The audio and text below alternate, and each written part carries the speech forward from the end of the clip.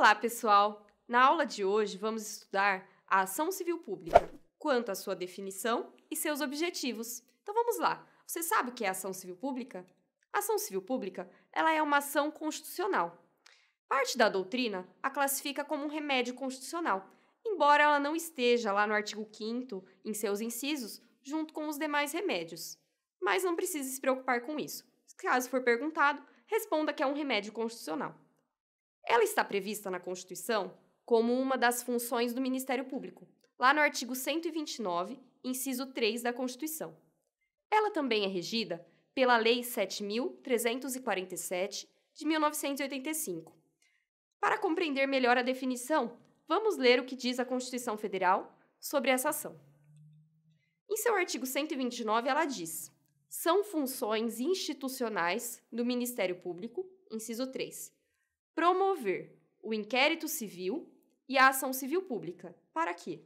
Para a proteção do patrimônio público e social, do meio ambiente e de outros interesses difusos e coletivos. Então vamos lá. Qual é o objetivo da ação popular?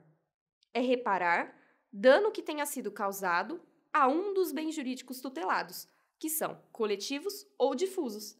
Ela cita como exemplos o patrimônio público, o patrimônio cultural, o meio ambiente, e também pode ser abrangida por ela, por exemplo, o direito do consumidor, ou mesmo direito dos idosos. Há uma vasta gama de ações que podem ser propostas, cada uma com um objetivo diferente dentro desse âmbito que a ação civil pública nos propõe. E o que ela visa é fazer cessar o dano.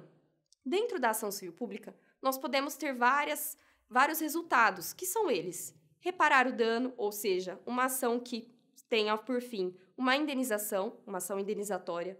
Pode ter também um fim de obrigação de fazer, então que se vise reparar o dano com uma ação, por exemplo. Se o bem jurídico violado foi, por exemplo, o meio ambiente, pode-se obrigar aquele que tenha causado esse dano a, por exemplo, replantar árvores que tenham sido devastadas, dentre outros tipos de ações de obrigação de fazer. E outro tipo que também pode ocorrer é a obrigação de não fazer. Então, se, por exemplo, está se jogando resíduos dentro de um rio, pode, através da ação civil pública, se definir que se faça cessar esse dano, ou seja, uma obrigação de não fazer, uma obrigação de parar de fazer aquilo. Muito obrigada pela atenção, espero que continue no nosso curso para compreender melhor os outros aspectos da ação civil pública.